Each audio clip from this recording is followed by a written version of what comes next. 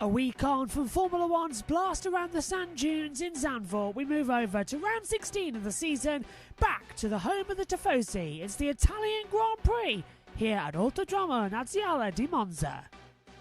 It's round 16 of the season then.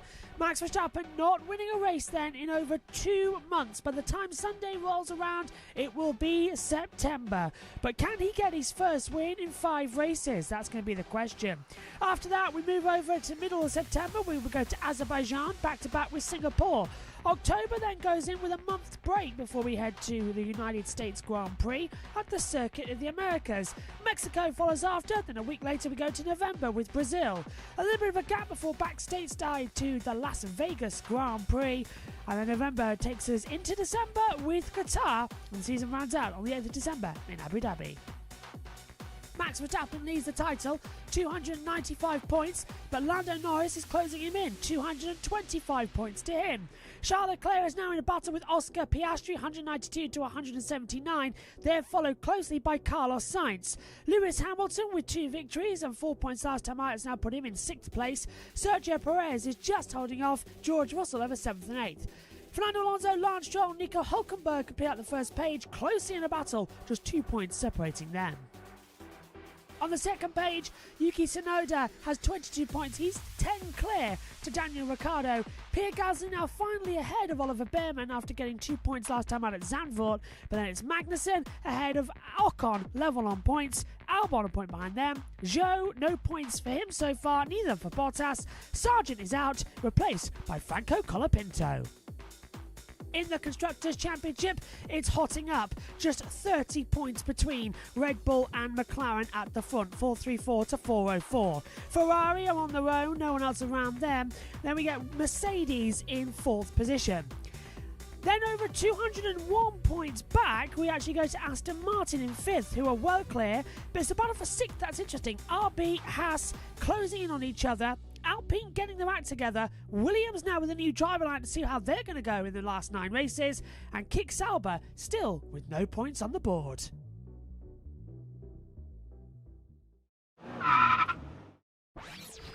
Let's take a look at the Autodromo Nazionale di Monza here at the Royal Park in Italy. It's been on the calendar since 1950, a fan, driver and just about everyone's favourite, the Temple of Speed.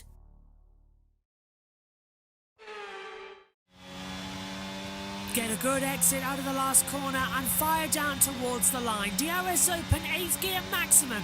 It's a long run down to turn 1 at the Rettifilio. Make sure that the car is perfectly balanced before you slam on the brakes at around about 70 metres. Into the right, left Rettifilio.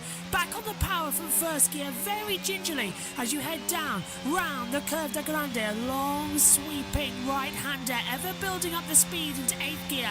Flat out maximum. Another heavy braking zone into the second chicane, the Dalla Roggia chicane. Braking 100 metres, flick the car left, right, back over the bump. Don't put a wheel on the gravel as you head down. Slightly banked is the right-hander Lesmo 1. It sort of feeds you in 5th gear, rising up towards Lesmo 2. A lot tighter, right-hander as well, downhill section of the track as you cut now with the second DRS zone. Maximum 8th gear, down underneath the old banking section as you head towards the Ascari chicane.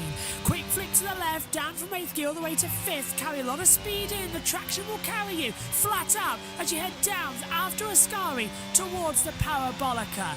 No DRS in this section as well. If you want to overtake, you have to use your ERS battery deployment. Flick the car in then as well, light dab with the brakes down to 5th gear into the Parabolica.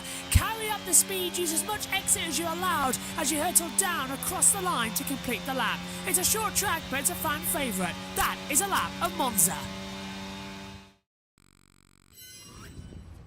Atmosphere building, tension rising. Welcome to Saturday here for Formula One and the Italian Grand Prix of Monza.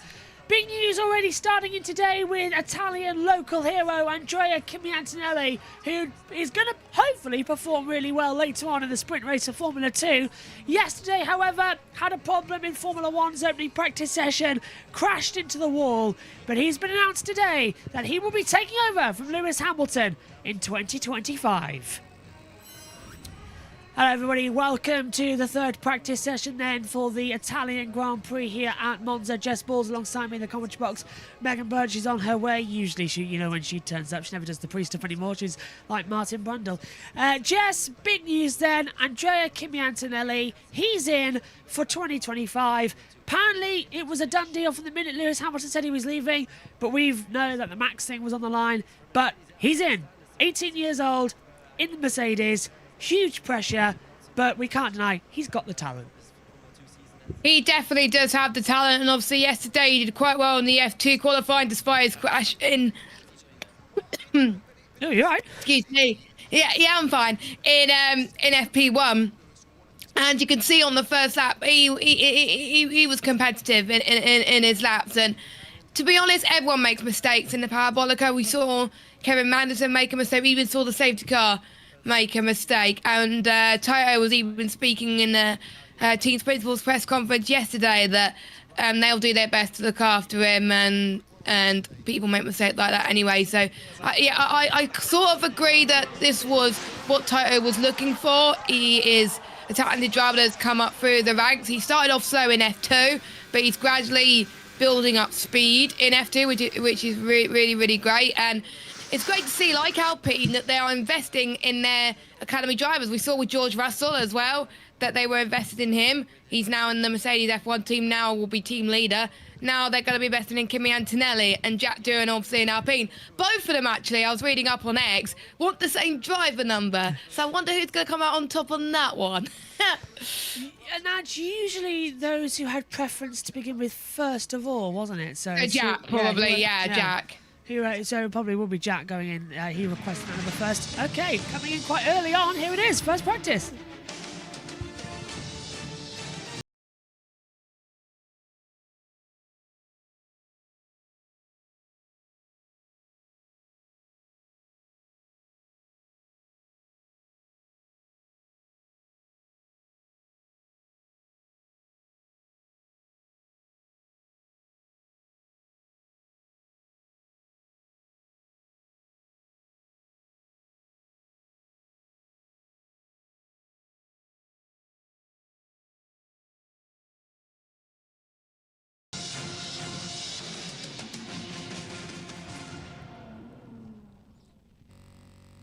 Final practice then for the Italian Grand Prix here at Monza is about to gear up into action. 60 minutes then on the clock and a chance for Max Verstappen to extend what he did yesterday in practice 2. However, it is going to be very interesting to see who will top. So many drivers are fast in long runs here as well. We've got Mercedes, we've got Ferrari, we've got McLaren, Red Bull, the slowest in race pace around this fantastic Autodromo Nazionale di Monza. 5.793 kilometres, 72% of the lap is at full throttle, a top speed of 362.5 kilometres an hour, that's over 225 miles an hour. 3 straights, located by about 4 chicanes and 2 actual corners in this circuit as well. Pirelli bringing the softest tyres available, C5 soft, C4 medium, C3 hard tyre as well on the pace. The medium about 6/10 a lap slower, the hard 8/2 a lap slower. And we welcome you up to the commentary box then for this session. Alongside me is Jess Ball. And Jess, so much intrigue, so much action. Got to start with the big one, of course, for those of you just joining us with Kimi Antonelli. He is going to be in for the foreseeable future. And I think it's the right choice as well. I think out of all the possibilities available, yeah, I have to agree. He's gradually improving in Formula 2. He's been so talented in the formulas before as well. There are people complaining on why they got the jump to F2, and the last few races for Antonelli has shown he is a superstar, and Toto believes in him, the team believe in him, and he was looking good in pre-practice 1 until he crashed out. So I really do hope that Antonelli does well, because we could see something similar to what we saw with Lewis Hamilton back in 2007, where he made his rookie debut. If he does that, that'll be amazing. Of course, Piastri did very well in his rookie year as well. So could we have a similar story to what we saw with Hamilton and Piastri? Could do, actually, couldn't we, as well? I was just thinking, when the announcement came in at 8 o'clock in the morning, I was sat on my bed, I was tying my shoe, ready to come to the commentary box for F3. And I suddenly started thinking, wouldn't it be great if Antonelli won in his first ever season? Because imagine if we won in Monza. I know. A tweet came up on the message. It said Hamilton's heir. So he's the heir to Hamilton as well. And I thought of this great line that I'm not going to say obviously now about that, but he could really go for the entire championship next year. If the Mercedes get their act together, which looks like they already have, they've won the last 5 races in engine manufacturers. They've won 2 of they've won 3 of the last 5. Red Bull haven't. Antonelli now is stepping into a race-winning car. Like Lewis Hamilton's departed to go to the 3rd worst team in Formula 1. It's a really, even maybe 4th worst team in Formula 1, if you argue about it. Because his F1 testing laps has shown that can provide really good data for the car. Friday wasn't his first outing in an F1 car. He's done so many laps in the old F1 cars, and he's shown that he's capable of doing it. So it would be amazing if he could do it. Verstappen obviously showed that he was talented from a young age as well. So, it is not the first time we're seeing someone go into a race-winning car in his first season and do well. Remember, Lewis Hamilton lost by 1 point to Kimi in his first ever season. Could we imagine that Antonelli could do that? It'll be insane. I know he struggled a little bit in F2 for the first part anyway, but there is power steering in F1, and his first few laps have shown is competitive. But how's he going to compare against the other rookies, Ollie Behrman, for example, Jack Doohan, and all the other people that are changing teams? It's just going to be interesting. There's been a lot of people saying about, rookies coming into Formula 1 have such a hard time of it as well, but I don't think they do. If you look Piastri. Piastri came in, won in his first season as well as sprint racing Qatar. Russell, Albon, Norris. You see, the rookies that they've shown they can do it. Yeah. Well, can we count Norris, as the green light goes on, can we count Norris, Russell, Leclerc as rookies anymore? They've been in since 2018, 2019. But in Norris's rookie season, he did well. He did, yeah. But also, And Albon got a podium in his rookie season. Yeah, he did, yeah. In terms of... No, Albon didn't. Albon got his first podium or was it the following season? Never mind. He was close. He got 4th, but Hamilton. Yeah, Hamilton, because he got it first time in 2020 at Tuscany. I remember saying that he didn't get punched off. Anyway, green light is on. Yeah. No, what I was saying was, is it that hard to step into a modern Formula 1 car with the new 2022 regulations? Because Colapinto stepped in, no problem at all. We've seen... Yeah, he did all right. He did all right yesterday. He wasn't last. Yeah. So, that was very impressive. I'm so gutted that he doesn't have an F1 seat for next year. But at least he gets a chance now, and maybe that will open the doors to other teams in the future as well. If other teams are thinking, what could be for their lineup, maybe Colapinto could come in. You never know. There are rumours that Valtteri Bottas is signing a contract extension for next year, which, to be honest, I think is Sauber's only option. I don't think they would have gone for anyone else. So it'll probably be another worst-kept secret, but we'll see. Yeah, looks. And what about Lawson as well? We could see him in the car in 2025 as well, which he's got to. I'm sorry, Lawson's got to be in the car for 2025. Get rid of Danny Ricciardo. He's not. Yeah. Look, it's so obvious. I keep saying it. Get rid of Perez, put Tsunoda alongside Verstappen, and give Lawson and Hadjar the seats down at RB. That's the obvious thing to go for. It's so and we're seeing, last year, for this year, that we didn't have any changes at all to the F1 grid. Yeah. This next year we got low, and we got, I think, more rookies than ever before. I'm looking forward to next season already. It's going to be good with Lewis and Ferrari. Yeah. Lewis and Ferrari is going to be amazing. I think it is 4, isn't it? Doohan. We've got Doohan. I've stopped now. Doohan, Behrman, Antonelli, somebody else flying. Maybe Lawson, but Probably. Hold on, let me have a look. I know, the mine's gone blank. I started listing them and then I've gone blank trying to think about it as well. About who's actually debuting next year. It's just free at the moment. Oh, so we're waiting on to see if Lawson will make his full day. Lawson will be a rookie, but unofficial rookie because he's done 5 Grand Prix during last season anyway, when Danny Ricciardo broke his wrist. So it'll be his first full season in Formula 1. So now that means there's only 2 seats available, RB and Sauber. Which are the ones where we're really looking to see what could happen because it all looks confirmed that Zhou Guanyu's gone. I think it's gonna be Bottas. It's gonna be, yeah. Because he's quicker than Jeddah. Some races where he's shown some signs of good and outperformed the car, and you know he could be good alongside Hulkenberg. So yeah, if Bottas doesn't go, it'll either be Bottas or there's rumours that could be Lawson again. But that does mean Maloney will not get a chance in Formula 1, which is or Porsche, which I think is quite cruel to be honest. But well, I think Bottas has more experience, and they need experienced hands for that Audi lineup. I like the idea of Hulkenberg and Porsche, to be fair, rather than Hulkenberg and Bottas, because no offence to Valtteri, but to put Hulkenberg and Bottas together, it's the epitome of 2 failed F1 drivers. In my opinion, Valtteri is a race winner, but he's failed in Formula 1.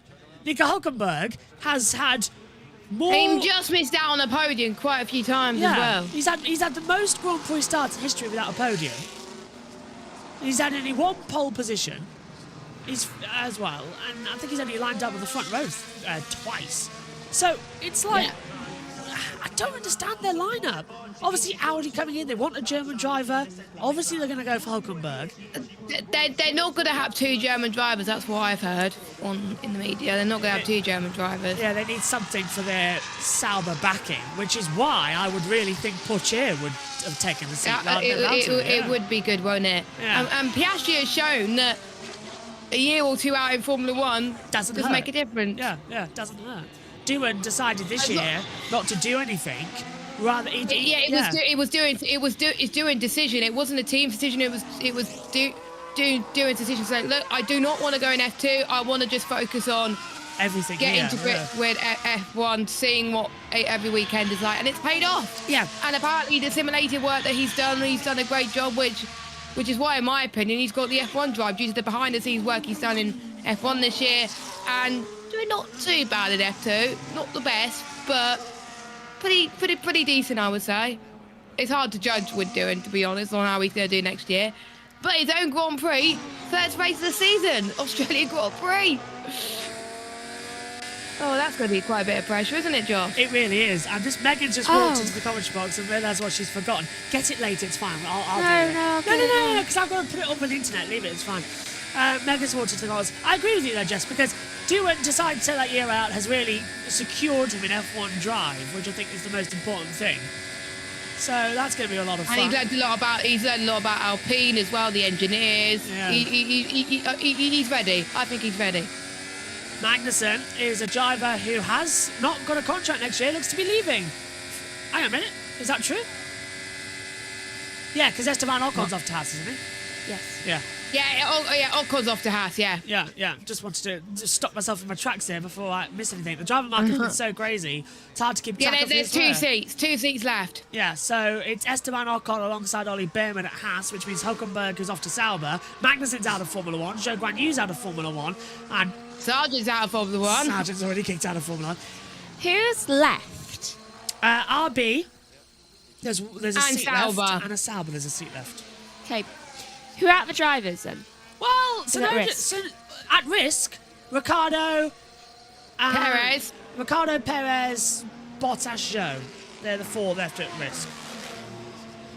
I think Joe's definitely gone. Oh, Joe's gone. They're not going to get rid of Bottas. Yeah, Jess said the same thing. That's what I think, Megan. I think they're going to renew Bottas' contract. Yeah. Because they need the experience, even though it kills me to say that. Yeah. They need the experience. To go back, actually, they do, because even though I've just, as Max Verstappen, by the way, does a 121.5. You backtracked your own statement then, Josh. I'm backtracking slightly to say the fact that even though Bottas and Hulkenberg, in my opinion, are failed F1 drivers, Like, Valtteri hasn't even scored a point this year. And he's driving for a team. It's just for car. They can bring good. They know about the car. They can get some good advice. Exactly. Valtteri is a race winner compared to Nico, who isn't. If anything, it's Nico I can't understand the signing of. I actually can't understand that either. It would have been more. It would have been better for me if I was Audi. It would have been Bottas and Porsche. Yeah, if I was I think. Matteo Binotto and whoever's just taken over there. Is it Andreas Seidel? No, he's left. Who's No, Seidel's left as we got a Red Bull 1-2. Yeah, both on medium tyres. Max in third, out 10th back. Who's just taken over the other one at Sauber? I can't remember that. There's Matteo Binotto, but then there's another one in at Sauber. Who's taken over? I will have a look. Something flying off the back of Sergio Perez. It looks like some duct tape or something like that on a brake covering. We can all agree, Joe. Flowing off the back there. Can you see like a little spark and then there? Like a strip of carbon fibre or a strip of tape just flying off the back there. Joe's gone. We can all agree that that's probably... Zhou Guanyu. It's hard to tell. I'm reading it up. It's hard to tell. In 15 races, Zhou Guanyu. Oh, there we go. There's Kimi Raikkonen alongside Matteo Binotto. Kimi! Wait. Kimi! Kimi's not racing anymore. I know. I know. Bring it but back. Kimi Raikkonen? Bring him back for one race. Bring him as reserve driver. I see him actually. What have I walked into? We were just trying to work out who's the other team principal at Sauber. Because we know it's Matteo Binotto, but we can't remember who else has gone in the merry-go-round. Is it the team principal? Is it Alessandro? No, he's Aloni? gone. He's gone. Isn't it? Oh, is he isn't it gone? Is Jonathan he? Wheatley? Who? Jonathan Wheatley, isn't it? Who? Jonathan Wheatley. Has he gone to Sauber? Yeah, head of our... No, he's in Red Bull. No, he's gone to Sauber, Jess. Oh, is he? Yeah. Omi's got it bang on there. Yeah, Jonathan Wheatley has left Red Bull to go to be team principal at Audi, and Matteo Binotto is going to be the overseeing director. So, yeah, there we that's go. going to be interesting. So I knew I couldn't remember who the other one was because it was Jonathan Wheatley. You don't expect Jonathan Wheatley to come in and have that option out there at the moment as well. Okay, one ad break then at the moment with Sky Sports F1. There's not much action going out there on the circuit at the moment. Max Verstappen's fastest on 1:21.5. Perez and Magnussen, the only drivers so far to complete lap times out there on the board. Let's hand it back over to BBC Radio 5 Live's Harry Benjamin is alongside with Jenny Gow and Andrew Benson as well for all the latest information from them trackside as well. Let's get their thoughts on what they're making. I think Abby Pulling is in the commentary box as well on 5 Live. Hey. Absolutely on the pace yesterday, Verstappen, but at the same time, so were the McLarens, so were the Mercedes, and so actually were the Ferraris. Oscar Piastri that would have been half a second quicker than anybody else had managed when he made a mistake at Ascari. But the other teams were saying actually that lap doesn't look particularly scary, in terms of being out of reach. So it's really, really hard to call this weekend. One thing that looks like it may change massively, Monza's always been a really low degradation track, always a one-stop, and it's been resurfaced for this year, as well as some controversial changes to some of the sort of historic curbs at some of the corners. And that's really putting the tyres through the mill, and it's beginning to look like it could even be a two-stopper, which is...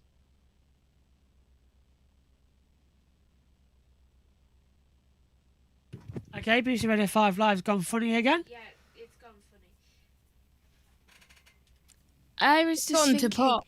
everyone's forgotten something. What? What is this weekend? It's the end of August. No. Monza. Max's. Oh, Max's curse! Wait, Oh! what? But wait, there was another city begin with M where he didn't do that bad. Max But hasn't anyway. won in the last 5 races. Do we really count this as a Max curse for an M? I was thinking No, I maybe don't think so. the last M was him losing, and the next M will be him winning. That could be a case. We'll go. But I really want Carlos Sainz to win this weekend because tomorrow is his birthday. So I think it would be the best thing. Okay, let's go back to 5 Live.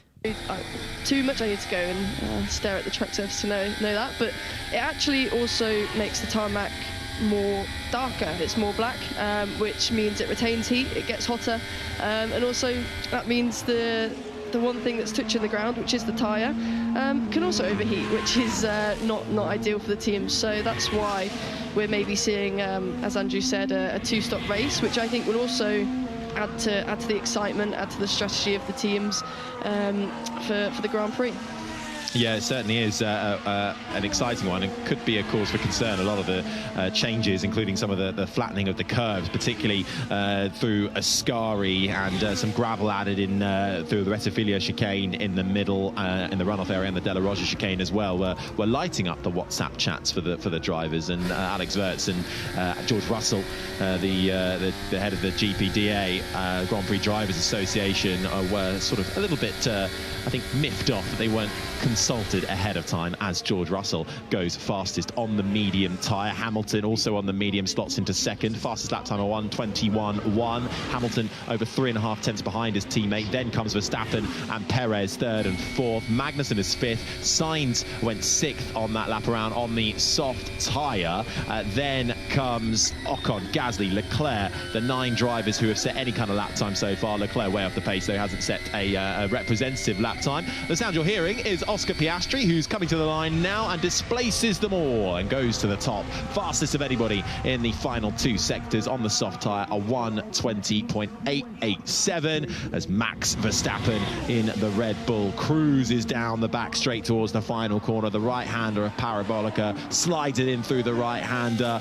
Seeing a lot of cars run out wide there yesterday, including Verstappen, some finding the wall, but Verstappen just seemed to be struggling very much so on the brakes and keeping that Red Bull under control. Not so much of an issue this time around. Slots into second on the medium tyre, just over half a tenth slower than Piastri on the soft. So a decent first effort then from Max Verstappen.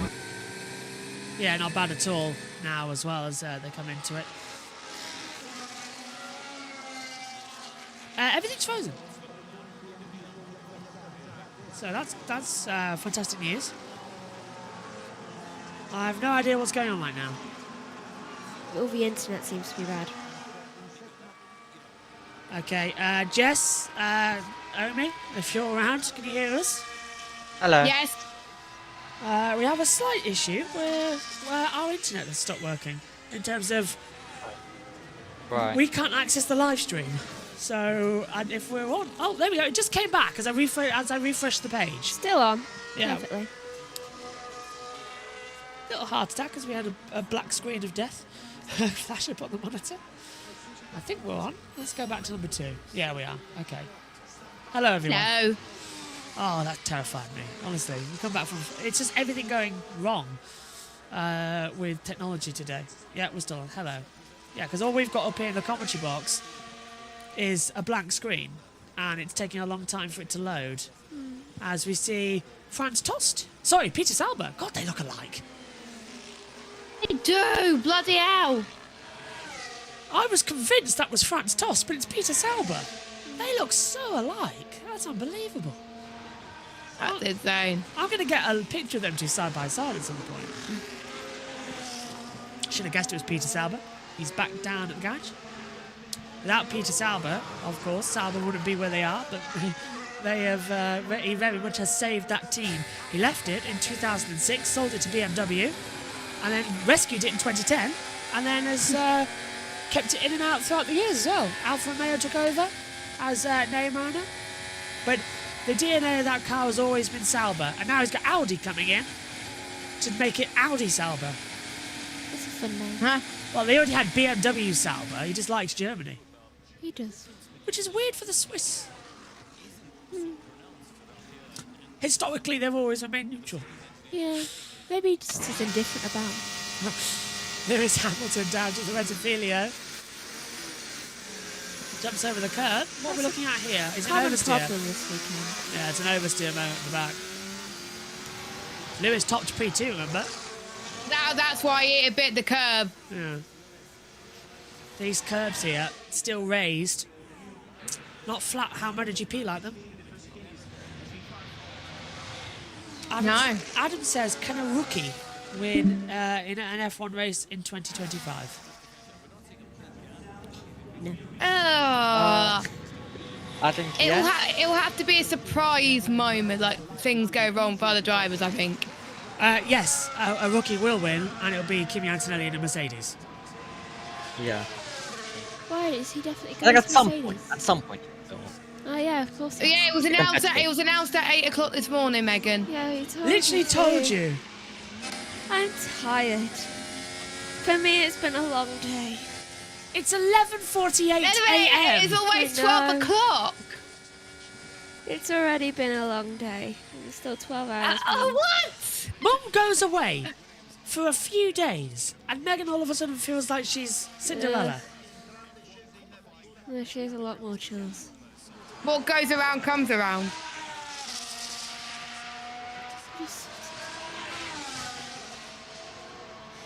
It's because I've been rushing everywhere. It is quite funny, actually. I've only had 5 minutes to sit down to myself without... It is quite funny, actually, because even when I think I wake up early, but Megan's already up and ready by the time I'm out. Bloody hell. Are you getting... Hello, I recognise that chap just set at the back there. In the back of Sauber. That's Bertain with Otto and Kimi Räikkönen. No, look to the right, Jess. It's Mark Wilkin, former BBC producer. Ah. That's a surprise. I'm hearing in my ears that you can expect an announcement on where Adrian Newey will end up in the next week. Aston Martin. Ferrari. No, he's already ruled out Ferrari. Yeah, but... Aston Martin, I agree, needs them. They need someone to make their car better. Actually, I'm going to say it. I want Williams. They definitely need I wouldn't mind Williams. Williams would be amazing. And considering they sacked Sargent, they've got Sainz in, and they've got Albon. That's a very tidy lineup. Speaking of Franco Colapinto at Lesmo 2, turns in the gravel. Oh, kissed. It had too much curb. If that was Logan Sargent, he would be in the barrier by now. Agreed. Considering it's his first weekend in Formula One. Yeah. First time he's driven the car since Austria. But no, was he in free practice one in Silverstone as well? Could have been. I think he did both. I think you'll probably remember. Do Williams still got to do their rookie sessions? Yes. Or interesting enough, because Franco Colapinto has so far only taken over Logan Sargent's car, and he's taken over it again now. Alexander Albon still has to surrender his seat to a driver. At some point. fair enough. At some Most point. likely Zach O'Sullivan. But Yes. he's used to taking others. Yes, he is used to taking other people's seats. I know that. Yeah, it's all right. He's just going to take Franco Colapinto's seat. And after Baku, he's not classed as a rookie anymore. Yes, because they complete two races. This one and then the next. Albon to Colapinto. Right, I need to take your car next time. It's like, why? It's my car. It's like, I don't make the rules. They just all seem to favour me, like Hugh Jackman with Cards Against Humanity. Can't believe that rule's true. Yeah, but this is actually great for Alexander Albon because he's the only driver now in Formula 1 with a spare car. Yeah. For the rest of the season. He is literally... And if he crashes and it's beyond repair, they just won't put Colapinto in for a race. Yeah. So it's benefit here, isn't it? Albon is literally just like, I think all of Williams just like bowing down to him. It's like, Albon. And next year, Carlos. And Albon's going to be like, what? Well, I'm the favourite. Alex will be very surprised. He's going to be like, Lily, what's happening? It's like, I don't know. I'm going to go chat with Rebecca. Charles Leclerc foolishly thinks that he's going to be number one of the team next year. I don't think so. Yeah. But he is basically just Ferrari at this point. He's the poster boy for Ferrari. I'll say this as well. Like Lando with I'll McLaren. say this. Charles Leclerc, average at the moment. And I still think Lando Norris average at the moment, despite winning by 22 seconds at Zandvoort. The drive... No, but do you know what? Honestly, nobody has yet to prove to me that they can race Formula 1. and be a world champion. Max has, but I still have doubts about his race skill wheel to wheel. I mean, he's definitely proved he can be a world champion. I agree. Charles Leclerc did prove it to me. Leclerc, 2019. He lost something. Winning in Spa, winning in Monza, perfect. But he lost something after that, and he's yet to prove to me that he's got it back. Ever since Vettel left, it's like he's been, doesn't know what to do. There's Arthur Leclerc, who deserves... Don't look back in anger, Leclerc. Yeah. Honestly, Lando Norris... You did get it? Yes, I got it. Yeah, Lando Norris... Yay! Lando Norris... still hasn't proved it to me. There's something I don't know. He's too cocky. He's ever since winning in Miami. He just wants to win every other race. Yeah, he's become too arrogant almost. It's like when George Russell won his first race, he became a bit more arrogant until he won his second race. Yeah, it's like they need to be humbled a little bit. Yeah, that's the thing. They've lost their rookie charm. In fact, the entire Twitch duo. The only one who's really proven to me that he could be a world champion, could be a star of the future, is the man we're on board with right now, Alexander Albon. Because Albon is at Williams. I'd love to see him in a better car. He even said he wanted to be at Williams next year. Yeah. He likes that he's not under too much pressure. And this is where he shines. He's developing that team, and he's bringing it back together, and he's improving with less pressure, which will be very strong in the long run. And if Williams get the 26 regulations right, and if they have Adrian Newey, Williams could be right up there with championship contenders. And Albon could be challenging for the title as well. Yeah. Would that be a Speaking of Albon, he goes up to the line, P8. With Albon, I feel like it's like that Simpsons scene where Bart gets an A and Homer's saying, love you, and polishing the medal. That's Williams. Oh my God. Too. Albon's only a few tenths slower than Verstappen. Let's head down to Bradley Lord then. He's down in Mercedes with Crofty. Make up your mind that Kimi was the right man. About 5 seconds after Toto, 5 minutes after Lewis left. Actually, we ended up, Kimi was F3 testing when the news broke about Lewis, and I remember sitting in a meeting with Toto in his office and sort of sketching out the possibility that this could be what we did for 2025 all the way back in February. So, and he looked pretty excited then, and Kimi looked equally excited today. Got to ask the question though, because you go everywhere with Toto, you know every move that he makes. Why, after making up his mind, did he still want to go and chat to a lot of other drivers, including Max, over the summer? That's the diligence you need to do. You know, that was the ideal for us, was promoting Kimi, but we didn't know if he'd be ready, if he'd show what was needed in the TPC program in F2 as well. So while that might be the intention and the plan, there's still lots of other conversations to be had to make sure we're making the right call, even if the gut feel one was that. Bradley, what did he show yesterday? Were there any flashes of brilliance that you could see there on the data in those 2 laps? Because it is comparable, because Lewis was out at the same time, and it looked fast at times. It looked fast, and then it was a bit too fast, Nico, wasn't it? No, come on, serious question. No, I know. I think Kimi was obviously pushing right to the limit yesterday at the start of the session where other drivers weren't, but from what we can see, even at the end of the session, his speed through Ascari on that lap when he did then have the accident was quicker than any other car managed all the way through the hour. So that says a certain amount, but obviously it's a tiny fraction of data, and as he said himself, he'd rather, if he could redo it, he'd go at it a bit more gently and build up a little bit more than he did yesterday. But, you know, it's the learning, and it's all part of the journey. Now, Bradley, how are you going to rebuild his confidence between now and Mexico?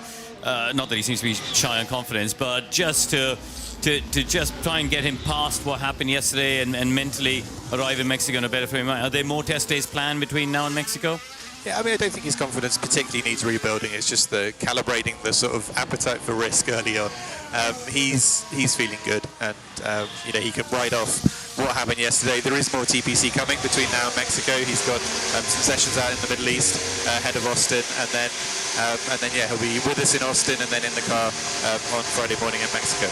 TPC sounds like a bad antiseptic. Testing of previous cars, right? Sorry, yeah, it's too much jargon, isn't it? It's what we're allowed to do with a 2-year-old car. So driving the 2022 car in test conditions to get him used to F1 machinery and various of the circuits as well. So it's exactly as Oscar Piastri did before his McLaren debut, as Jack Doohan, I'm sure, is doing with Alpine as well. It's a pretty standard thing that we do now for young drivers to really try and bring them up to speed, because we're just not allowed to go testing as we used to 20 years ago. And just finally, Bradley, overnight, what changed on the car? What have you needed to look at and address to make sure you're still up at the top come qualifying? Top bumps was part of it, but otherwise it was really just tweaks to the balance and to the balance of the car, just to get the drivers a bit more comfortable. It looks pretty good so far, both on medium tyres and putting competitive times in.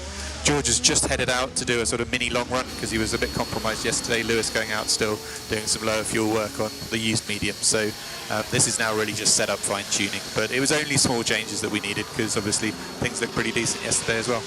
Interesting. Bradley, thanks ever so much. Speak to you a little later on. Well, that's my day been made a bit worse. Ollie Pope's out in the 100 at the cricket. No. Yeah. There's Oscar Piastri watching on. Well, Pinto's not doing too bad. He's going to 13th. Yeah, the third session as an F1 driver. It's faster than Fernando Alonso.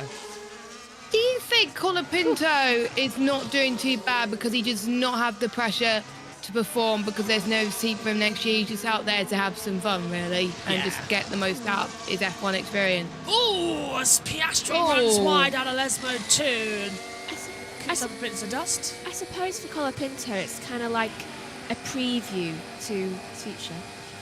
There's an old fossil. Yeah. Flavio Is he allowed to Briatore. race in F2 next year, though, even though he's going to do like 9 races in Formula 1? I don't know if that's the rule. Well, Roberto Merri did an entire season and was still allowed to compete, so I'm assuming he must be able to go back. I'm sure he'll be fine then. Yeah, it was a rule change, I believe, in 2019. Ah, good.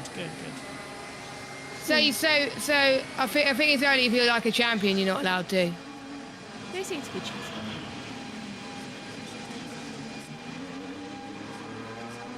Fair enough. So, why is Flavio Briatore back? And we haven't mentioned it so far because we weren't actually allowed to talk about it yesterday, even though I wanted to, because it was a court case. I presume Sky's talking about it now. We weren't allowed to talk about it yesterday, but we can now. Alpine are in a bit of hot water with their own, with themselves, the Renault department. Now, Renault have been in Formula 1 for close to 40 years as an engine manufacturer. They've always been in Formula 1 for the past 40 years. And they've been world champions 1992, 1993, 1994, 1995, 1996 and 1997. They love the 90s. 2005, 2006. 2007. No. Only joking.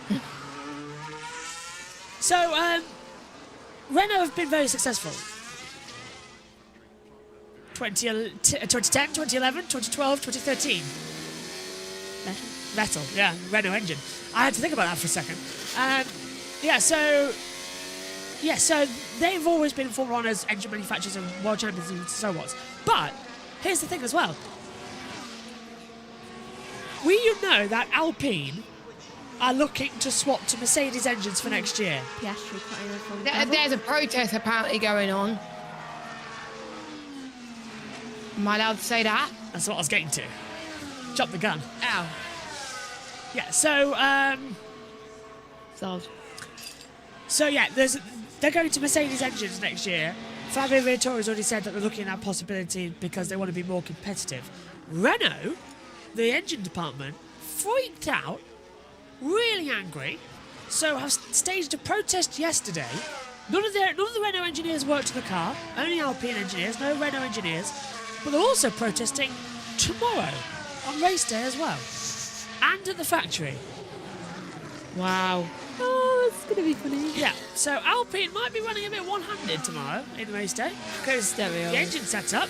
They're gonna be last then. Yeah, and there they are now actually. So there's Flavio Briatore, and on the right is the Renault boss, the big Renault boss is here, and there is Stefano Domenicali, who is getting involved in everything at the moment. Oh, I see a glare coming from the person at the very back. Can I just say, Stefano Domenicali really is just trying to be Bernie Eccleston. Yeah.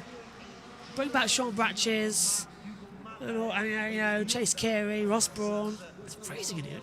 Yep.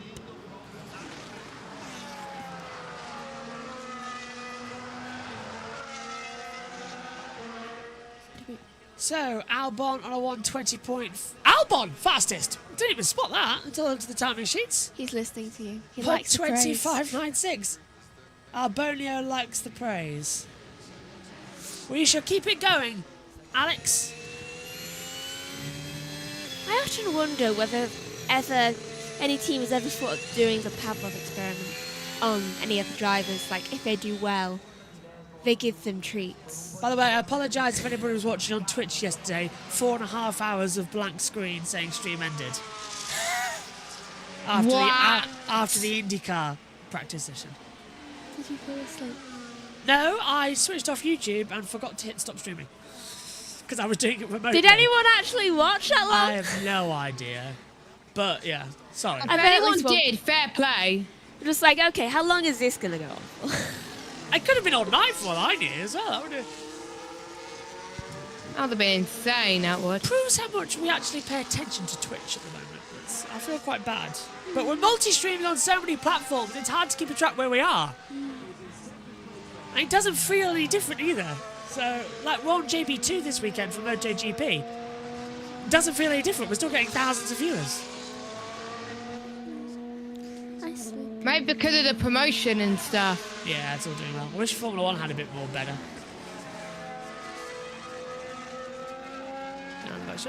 Then again, we go out on USRN, which gets thousands of listeners as well. Franco Colapinto, the youngest driver on the grid at the age of 21. 2 years older than me. Next year, Andrea Chimiantelli becomes only the second F1 driver to be younger than Megan. Ollie Behrman. I know, he's 8 days younger than me. He's 8 days younger than you. How old is Antonio? 18. You are older than... Oh my God. It happens to us all, Megan. You are older than 2 Formula 1 drivers next year. 2. Stop repeating 2! I'm only older by one of them by 8 days. Phil, can I just also point out something? What? There will be 2 drivers on the Formula 1 grid next year. Mercedes is driving on the normal racing line. No, it wasn't, Max. Yeah, fairly standard, Max. And that... What? Max complaining over the radio about a Mercedes not on the racing line. He's following the rules. He's following the rules. Do something. That's not a problem. It is to me. It's not helping me. Cry Stappen. Anyway, yeah.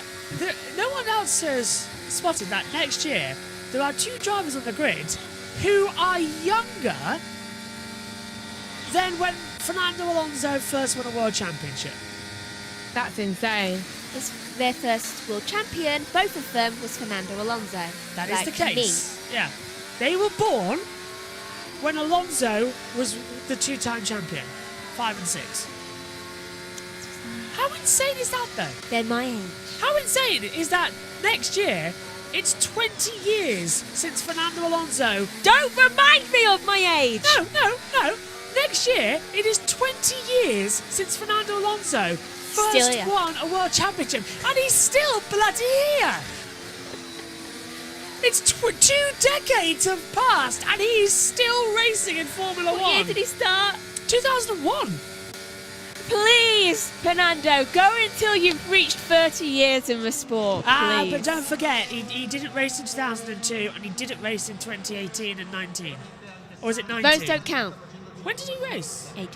18. Didn't race in 18. So 18 and 19. And he came back in 20. When did Alonso come back? How many years was Alonso out of Formula 1? 4. I think it was 2 or 3. No, I didn't mean all at once. Oh. Just in total, I'm pretty sure the number is 4. It was Renault's development driver in 2002. They gave it to Fisher. They gave it to Button, and and Truly. Sainz top. Leclerc second. Sainz, the day before his birthday. How old will you be tomorrow?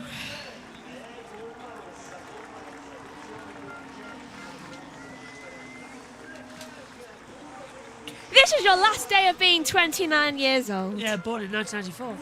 I just really want on his 30th birthday for him to win. 30? Yeah. So it's his 30 tomorrow. Yeah, tomorrow is his 30th birthday.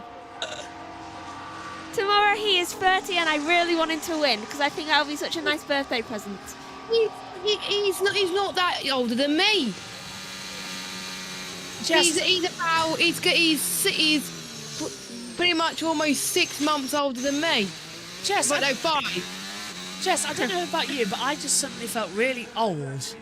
Why? You're not 30. I remember Carlos Sainz being 15. I remember a photo shoot with Carlos Sainz looking Max Verstappen's young age. Oh, young age? Max Verstappen's like 26. That was 4 years ago. No. I remember Carlos like young.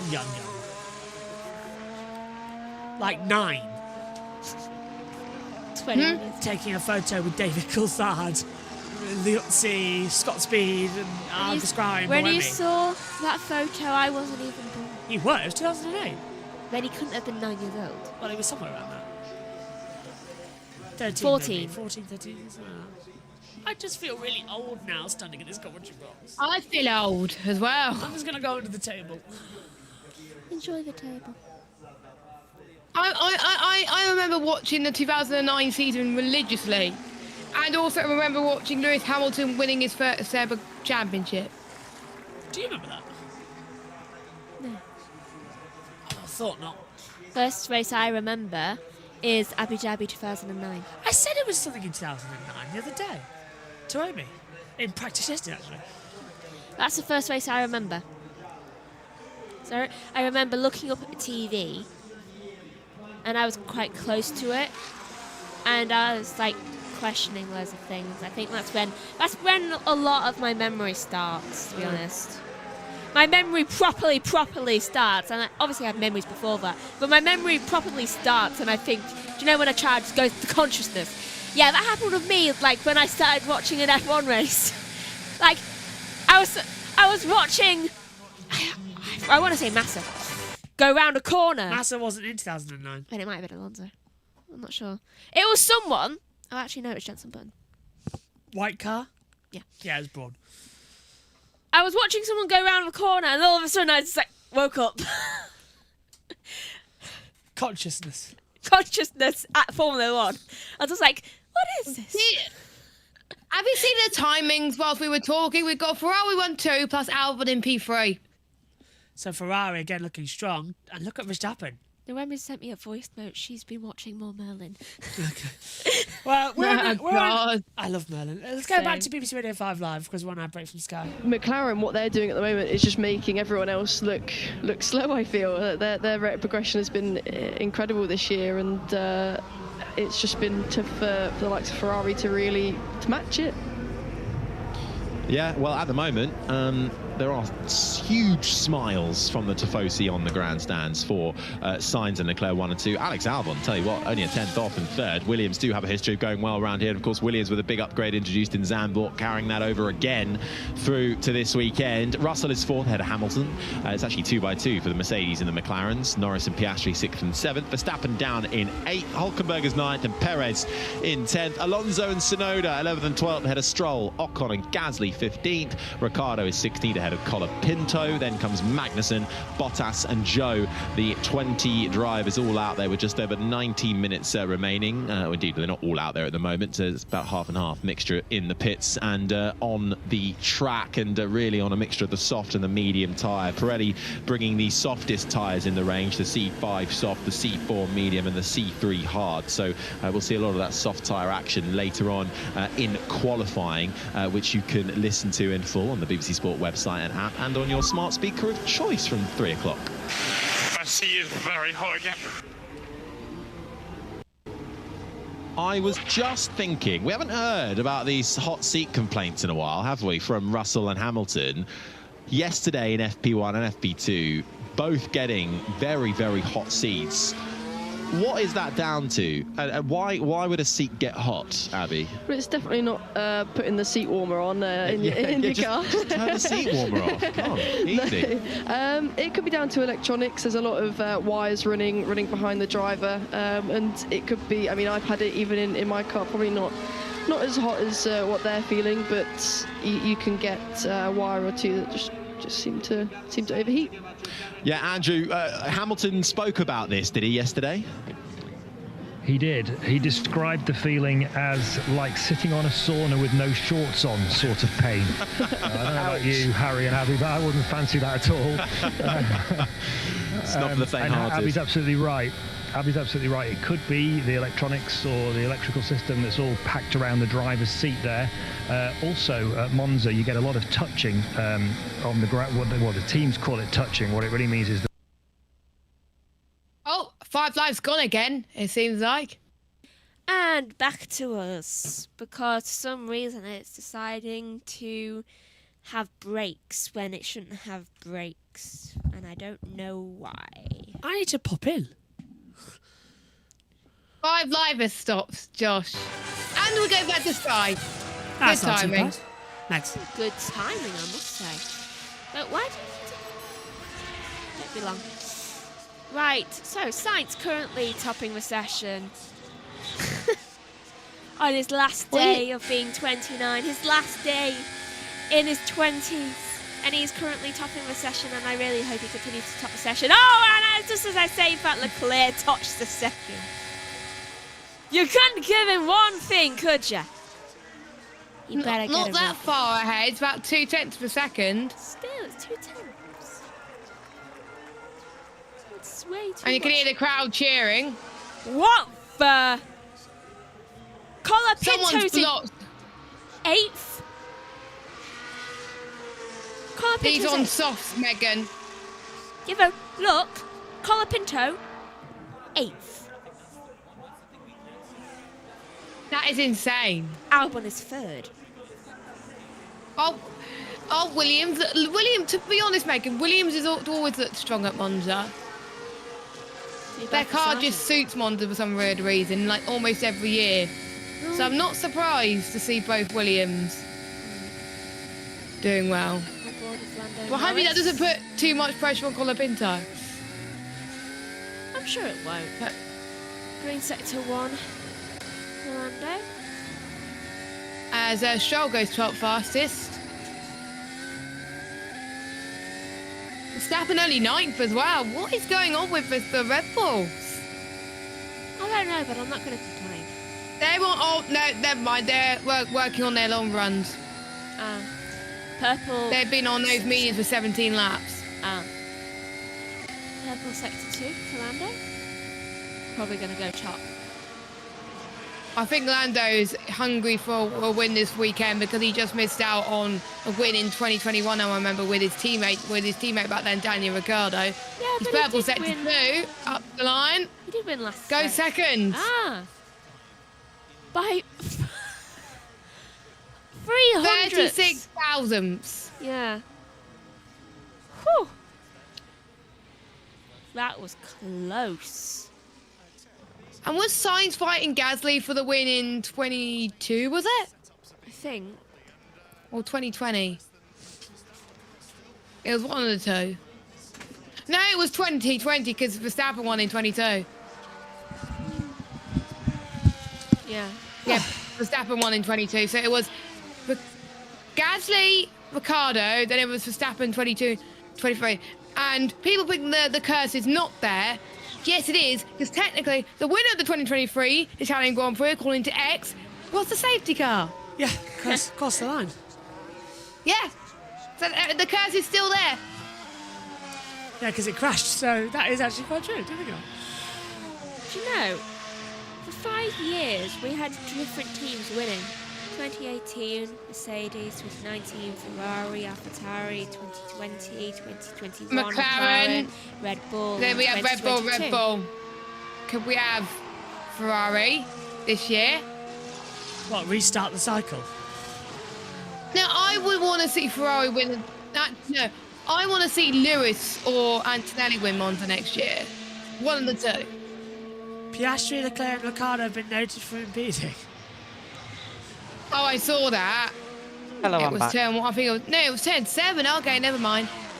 But I thought I saw someone impeding turn 1, but I must have been imagining things. So it's down turn 7, and there's mode 2. As, I have to get a replay of that. So let's try. That's what Danny Ricks just said.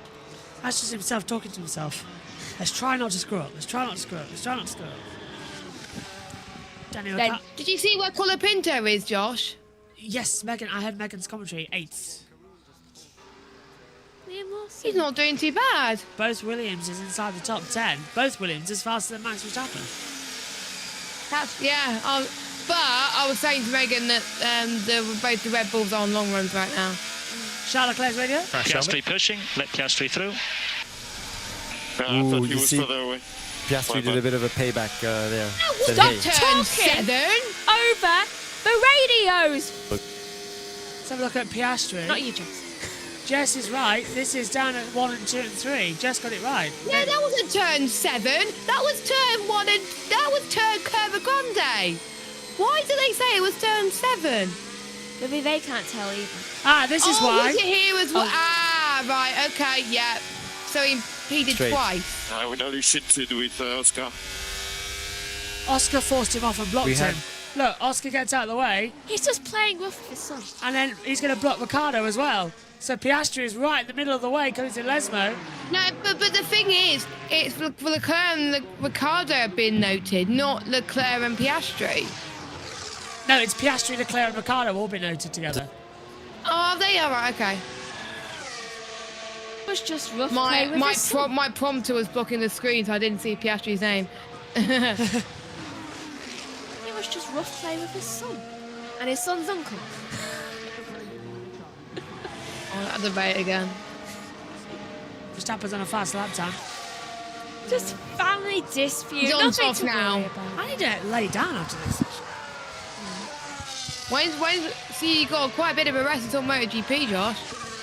No, I don't. F2. Oh, F2. All right. Russell top. 122.10. Hamilton's going to go faster. 120.117. Verstappen comes out now. He's just down towards Parabolica. Sainz has come out of the pit lane. It takes 10 seconds entry to exit a Parabolica to the line. Gradually goes up. This is not looking a fast lap time here. 3. He's a 10 slower in each sector. You can see it. 2 tenths down overall. Yeah, 2.5 tenths. 6 fast for Verstappen only. So 3, yeah, it works out, yeah, 10 slower in each sector. Pretty rubber. Balance is quite a long way off.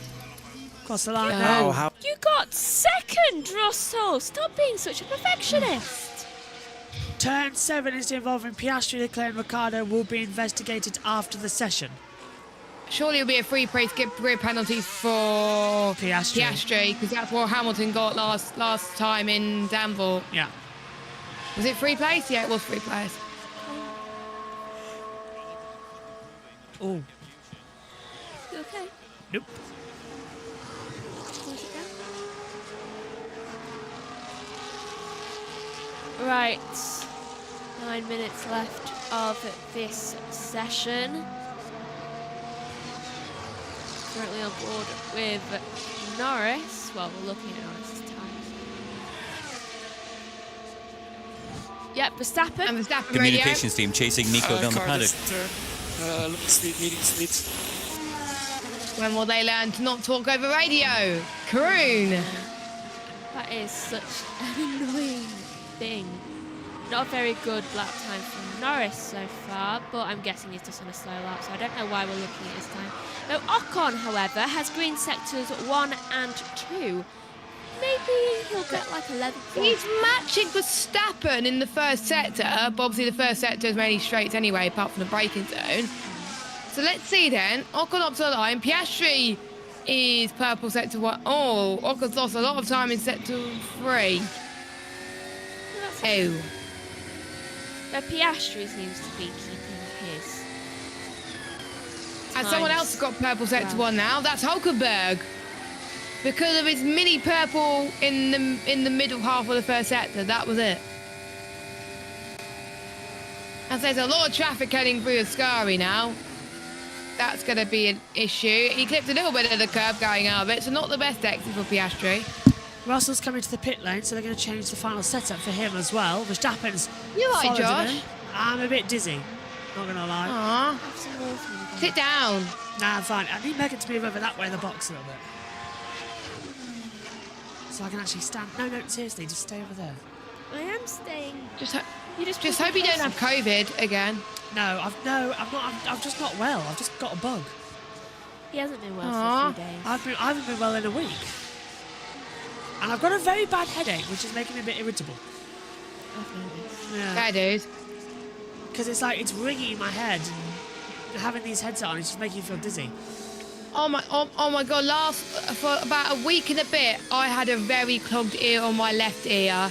And it turned out to be there was too much water and it cleared away after a week. Oscar Piastri through the chicane. Della Roggia puts a rear wheel on the gravel. Oh, that's where he lost the time. I could have sworn I just saw something about threats, but it went away too quickly. For some reason, I think it was after. Not after. What are they called? RB. Racing Bulls is their official title. Yeah, Racing Bulls. I prefer V-Carb. Yeah, I did. They're changing it again. Whoa, big slide from Perez coming out of... What are they changing it to? No idea. Just RB? No, just they're changing it. For goodness sake, and we're so used to one name. I think they're going back for simply. I think it's going to be Toro Rosso again. That'll be good. That'll be, I think, a decent... Oh, Perez had a bit of an off through turn 4. Second time in as many corners for Perez. He went off at the exit of Rettifilio, and he's gone off at the exit of Della Roggia. Stroll noted failing to follow race director's instructions, escape road. Perez will have that same instruction now coming to him because he's just failed to go through the bollards. What? Well, is that a reprimand? Yeah. Hopefully that's not Perez's first reprimand. Hopefully that's not Perez's second or third reprimand. I don't know why, but I just imagined, you know, Punch from Punch and Judy. Yeah, you're right, Josh. Yeah, fine. No, you're right, Josh, in terms of Perez getting the same instructions as now. Right. I thought you said now you were right. No, I've already asked if you were right. Yeah, he said you were right in terms of... Yeah. So this was why... So let's see. No, he didn't go through the bollard, did he? He should have gone through the runoff. That's a serious design flaw for Perez right now, since he just said, I can't stop the car. So it's Pretty sure he brakes. meant to. Brakes are having a problem then. And let's see how Stroll coped with that. And that was the same thing. Oh, big snap. Yeah, same. Is there wind in that part of the track? There is. Yeah. And do you want to know the problem? Asymmetric braking. I know Red Bull keep denying it. Well, we said last time around. Yeah, it's that one, didn't we? Red Bull, Aston Martin, and Haas were the three we thought had it. Because they all kept locking. Well, they probably said it that they don't have it now. Yeah. We don't have it now, but you used to. That's a different question. Exactly. Yeah, what was your original point being? Hello, Philip. How come Franco Colapinto's rating's going up in my F1 Fantasy League? Is it? Oh my God, the Fantasy League. I have not done the Fantasy League in so long. A Fantasy League? Who's winning that? Oh, and remember, I'll have a look at it. And Josh, remember, you'll pick a winner. Yeah. I wonder if he has a I've already put mine. I guessed quite a bit for pick a winner. I've forgotten to do that for a while as well. Well, Sargent's gone, and he was one of my drivers. So I've got. You can replace him. I can actually replace all of them if I wanted to. How do I? Hold on, let's check. I will go through who's leading. I know I'm near the bottom, but who out of everyone else is doing well? I've replaced him with Franco Colapinto, who's worth 4.8 million. But I have 3 transfers, so do I get rid of Ocon? Or do I get rid of Alpine and put Williams back in as Put Williams. Oh, by the way, Omi's leading with 2,722. Still? Then it's on F1 Fantasy. Adam is second, 2,468. Josh, you're third. Oh, wow, okay. With 2,344. Logan in fourth on 2,258. We got to get Logan in on one of our broadcasts, by the way, Josh. Yeah. Anyway, Josh T in fifth, 2,225. Richie sixth, 2,194. And myself in seventh, 1,639. Well, the team I picked early on in the season is still doing well, then it seems like. I'm enjoying this. And Omi was the best in Zandvoort in terms of F1 fantasy. And for info, Leclerc also impeding Piastri just before you. Yeah, that was a mess. I think that's what. You can tell it off now. Oh, I was third in Silverstone. Megan, do you think that's a good fantasy league? Yes. How do I change my team? Help. It's better of a two. You can edit it, guys. I'm gonna go change. Now I'll keep Stafford. Get rid of Joe. I'm sorry, Joe. Bye, Joe. Yes. So if he doesn't stay good, replace him with. Right. I don't have enough money to replace anyone else. I've lost 20 points because I've massively redone the fantasy league. The top two will definitely. But I'm using one of me things. Oh, the wild cards. Yeah. How do I do that? I don't know. Right, hold on. Will it let me pick Hamilton or Norris? No, I still don't have enough money for Norris. But I've got Alonso already. Top two. I cannot hear you. You've got to talk louder. The top two. Yeah. Will definitely guarantee you points.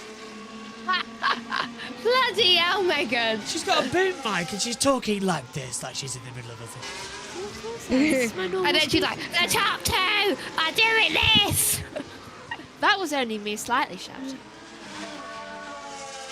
I deafened the microphone. So Omi's leading with Adam second, I'm third, Logan's fourth, JT fifth, Jess you're at the back, Richie's in there too. How do I use my wild card? Because I want to change my entire team. I don't know. How do I use it? I don't know as well. But I'll get rid of Sauber. Ocon's just try that. said clear of traffic. Given that he is behind the Mercedes. Apply chips. Got it. Apply chips. Where? In my team section. So you got to fill in your team first. Yeah. Right, let me change Verstappen to Checkered flag Norris. is out. And then let me put Albon and... Somehow I've still got 4 million left, even though my team's been performing all season. I have used... I'll go with Gasly. I have an infinitive cost cap now as well, by the way. For this weekend. Oh my god. How? I used Limitless. It generally is. Right, that goes... Who are you wanting to get?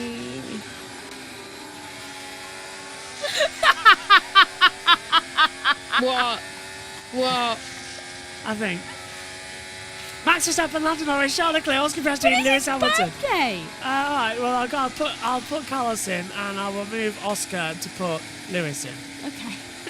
Right, let me put Colin Pitt. No, I'm gonna lose points now, but continue, hold on. I lost 20 points. I need to get as many points in. Right, so let's DRS boost Lando, yes. You're about to make... I'm going to lose... I don't care that I'm losing 2 points. I'm last anyway. And I'm DRS boosting Lando. Right, what is this? Limitless? What's Limitless mean? Limitless is an unlimited budget for one race. Okay. And I think Monza is the best time to do it. or wildcard chip, make it. All right. How do I do that? Continue. I lost 20 points. Let's come back in. You limitless. And in qualifying, whoever seems to be doing the best, you can change it. Yeah. Unlimited transfers all weekend long, so I can adjust and go. Right, so I'm gonna do Max and then Lewis. So I've got 2 Ferraris, Lando, Verstappen, and Lewis. My team's the same, and we're the same, Jess. And I've got McLaren and Red Bull as my 2 teams. I'm gonna go McLaren and Mercedes. Oh, interesting bet. I didn't know. I haven't used all my wildcards yet. Anyway, check the flags out. You may have to change Carlos again. I'm putting Ferrari in. Oh my god. Right, that means I'm not going to lose any points. Who should I put Carlos in for? Just go back to Oscar. Really? Wait, Sure. no. George. Really? I don't know! It's not like you can't change it. I'm staying with Carlos. Ouch, my ears. That is brilliant. Oh, we've got a red flag. Red flag. Kevin Magnussen stopped under the bridge coming out of Lesmo. He just Are we surprised? Let's have a listen. Chicane. Stop, Kev, stop. Stop on the track, please. Stop on the track. Oh, he sounded serious. Well, thank you, Philip, for reminding us about our F1 Fantasy League. It's enabled me because... I still... should I get rid of Sainz and put Piastri in? Can do. I don't know. I literally don't know. I have confirmed my changes. Oh no, Piastri's going to get a penalty, isn't he? So yeah, never mind. So I've got Leclerc, Sainz, Norris, Verstappen and Hamilton. Who's going to get a penalty? Piastri. Oh, good thing. Because he impeded. Remember? Yeah. Right, there we go then. How do I do the DRS? I can't do the DRS. Why would it let me do the DRS thingy? DRS boost. My phone's Yeah, frozen. it won't let me change it. Red flag's out, by the way, Governor. Have you already used it? Yes, Jess, you might have used it. It says 2 times Verstappen, but I want to change it from Verstappen to Norris. I'll move DRS boost. There we go. Hamilton stopped the session for the second one running, by the way. All that melee. Russell second, Leclerc third. Not much learned in practice 3 then, I think. No. Apart from Mercedes seem to be quite good at this weekend. Anyway, don't throw down to me. I'm going to quickly do something. Here's the results then from practice 3. It's Lewis Hamilton fastest with George Russell second, Charles Leclerc in third, Oscar Piastri's fourth, Lando Norris fifth, Max Verstappen sixth, Carlos Sainz seventh, Alexander Albon eighth, Frank Pinto ninth, and Nico Hulkenberg rounding out the top 10. 11th for Fernando Alonso, Daniel Ricciardo's 12th, Yuki Tsunoda's 13th, 14th for Pierre Gasly, 15th for Stroll, Magnussen, Ocon, Perez, Bottas and Zhou round out the order. Magnussen stopping on the track and bringing out the red flags. Megs, final thoughts of the session? I think it will be very interesting in qualifying. Jess, you? I think Lewis looking quite decent. So is Russell and the team McLaren potentially. It's going to be interesting. I still don't get why the Red Bulls were off the pace. I don't either. A little bit. Massively off the pace. Where are they? 6th and... Well, Perez doesn't matter. 18th. Oof, even worse. Thanks for your company, guys. We'll see you later on for qualifying. Next up, it's F2's sprint race. I need to lie down for the next 20 minutes. See you soon. Bye-bye. Bye.